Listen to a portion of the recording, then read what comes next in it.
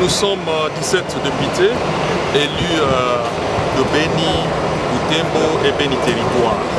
Si nous sommes ici à Goma, nous faisons une escale pour Béni.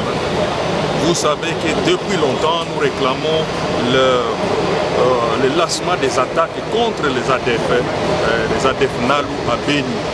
Parce que depuis la mandature passée, depuis 2014, nous réclamons le lancement d'une attaque offensive.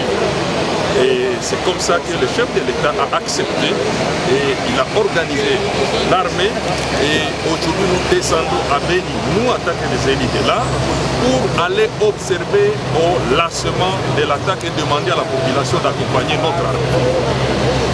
Justement parce que vous parlez du président de la République lors de sa campagne électorale, il avait promis de déplacer l'état-major des FARDC à Béni. Vous avez une lecture là-dessus? Pourquoi ça tarde?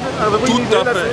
Il avait promis de placer l'état-major à Béni. Et maintenant l'état-major est à Béni et nous sommes une délégation des députés, mais accompagnés avec des généraux, des techniciens de guerre pour aller s'installer à Béni et attaquer, lancer une offensive contre les ADF. Donc l'état-major, le chef d'état-major général, il est déjà à Béni et nous venons encore avec d'autres généraux pour aller lancer les attaques contre les ADF. Donc sans promesse, elle est entrée, sans promesse, et c'était une réalité parce que l'état-major général est maintenant à Béni.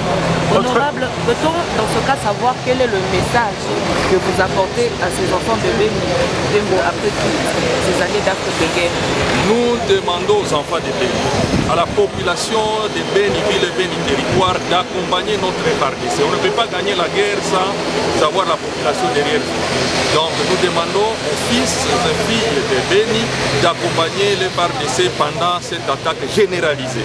Parce que nous demandons aux Congolais, ceux qui détiennent des armes, les Congolais, qu'ils soient ici à Goma, Massissi, à Walikale, de déposer aussi les armes, parce que l'attaque sera généralisée. Après Béni, c'est tout, on va nettoyer jusqu'à Massissi, partout. Donc s'il y a des rebelles congolais qui détiennent des armes, qu'ils déposent ces armes-là. Le temps est venu, parce qu'après Béni, c'est partout. Nous avons maintenant des unités spécialisées. Ce n'est plus comme avant. Non, on ne dit pas. Vous êtes satisfait par rapport à ces choses? Nous avions dans nos revendications en tant que députés, on demandait à ce que l'homme militaire qui était au front venait de traîner, venait de faire longtemps. Or, vous savez, dans les codes militaires, on demande à ce que quand tu fais 3 ans, on te relève. Donc on amène d'autres techniciens de guerre, mais qui sont maintenant formés aussi pour se battre dans les gradins. C'est ça la spécialité. Honorable Mouko. La première des choses, c'est continuer à présenter nos condoléances, non seulement aux populations de Béni, mais aussi aux populations de Goma. Avant-hier, j'ai adressé une lettre à la présidente de l'Assemblée nationale pour alerter, parce qu'à la suite de la mort de Jean-Claude Moukanire, nous avons comptabilisé 60 cas d'assassinats en ville de Goma à dater du 5 février. Donc la ville est dans un état de détresse, mais également kidnapping à Rutshuru et les tueries de Béni. Donc c'est cette situation qui nous préoccupe depuis que nous avons commencé le mandat. En date du 6 mars, j'avais alerté lors de la plénière de l'Assemblée nationale sur le drame qui était en train de se dérouler ici. Une mission parlementaire avait été dépêchée du 29 mars jusqu'au 3 avril. Et dans ma lettre, j'étais en train de m'indigner du fait que le rapport déposé par cette commission parlementaire n'avait jamais été exploité pour apporter des réponses aux problèmes de tueries en ville de Goma. En même temps, avec tous les collègues députés du Nord Kivu, nous avons continué, multiplié les rencontres avec le ministère de la Défense, l'état-major, jusqu'à la présidente de la République. Nous avons présenté quelques pistes de solutions. Et en réponse à ces pistes de solutions, eh bien, il a plu à l'exécutif de notre pays de nous appeler à accompagner l'état-major et le ministère de la Défense à Béni. Pour l'instant, nous ne pouvons pas encore trop dire sur ce qui va se dérouler là-bas. Soyez patients, à notre retour, nous allons vous communiquer avec plus de détails. Qu'est-ce que vous en pensez, vos propositions concrètes? Nous avons demandé dans notre proposition, la première des choses, nous avons demandé à la présidente de la République que l'ordre de priorité dans l'affectation des fonds publics soit inversé. Parce qu'à Kinshasa, avec le programme des 100 jours, la priorité a été accordée à la construction des sautes-moutons, à la réparation des rues de Kinshasa. Dans notre correspondant, nous avons dit que la priorité doit être accordée là où le sang coule. Deuxièmement, nous avons demandé qu'il y a des officiers de la PNC comme de FARDC qui sont en fonction depuis 6 ans, depuis 5 ans. C'est contraire à la loi de la compétence, mais également des troupes.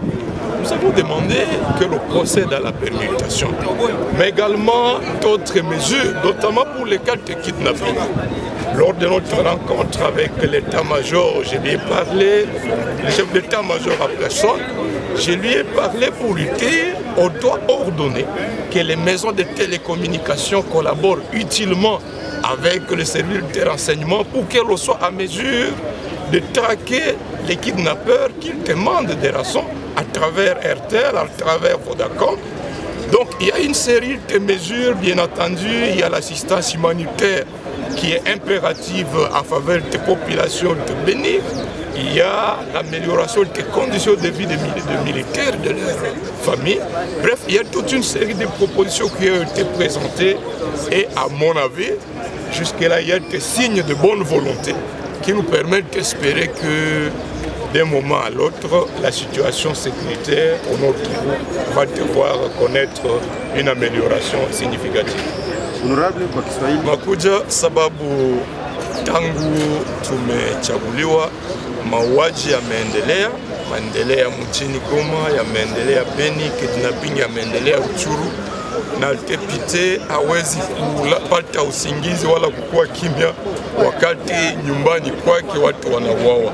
Tumekutana na ministre de la Défense mara nyingi tangu mwezi wa 6, tulielewana naye ke toutes les 2 semaines ni sherti tukutanane tuevalue mameziri ambazo anakamata kuboresha usalama Nord Kivu unaendelea namna gani, na ni hapa kwa mwisho wamefikia hatua pamoja ya kusema tuende pamoja tushindikize Beni, tuende tuone pamoja na waskari na watu wote kuzungumza na population, sababu tumeona kuna alama za nia nzuri ya kuweza kurekebisha namna usalama ulikuwa ukichungwa Beni.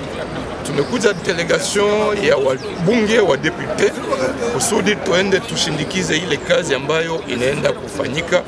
Kwa sasa hatuwezi kuambia kwa urefu kazi hii ni gani, baada ya kurudi tutaweza kuwaelezea. Ni hii sababu ambayo inaacha tunapatikana hapa. Ni kusema watoto wa Beni wanaweza kuwa na matumaini kufika kwenu Beni vita inaisha? Si kwamba tunaleta solution magique, lakini kama vile tumesema kupitia mazungumzo mengi ambayo tumefanya pamoja na etat major pamoja hata na cabinet ya president de la Republique, tumeona kuna alama za kuonesha kwamba kuna nia nzuri ya kuweza kurektifie makosa ambayo yalifanyika na tuende kwa njia mpya. Hii inatupatia tumaini, kuna mipango mipya ambayo inakamatiwa na itaweza kuizulishwa zaidi baada ya kufika Beni. Si Beni tu, pia na katika mji wa Goma mauaji yamezidi. Mwisho hapa le 23 baada ya kifo ya mwenzetu Jacques-Claude Mukanire, tulihesabu zaidi ya watu 17 ambao wameuawa mjini Goma. Tulipana mawazo ya kusema kuna mipango ambayo kwa upesi ni sherti ikamate kusudi watu waishi tena usalama.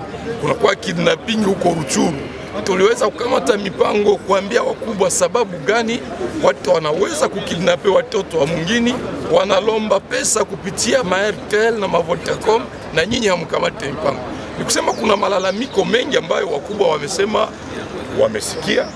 tuwasamehe kwa makosa mengi ambayo yanaweza kuwa ilitendeka, na hivi wanatuita tukuje tuone nia nzuri ya kuonesha kwamba kunakuwa dalili mpya na mipango mipya ambao wanakamata, lakini si wao wenyewe, inaomba tunaungana, na ndio maana tunakuja kuhimiza population kusudi iambatane na jeshi, iambatane na serikali kusudi tuone kama tunaweza kubadilisha hali ya maisha katika jimbo letu la Nord Kivu.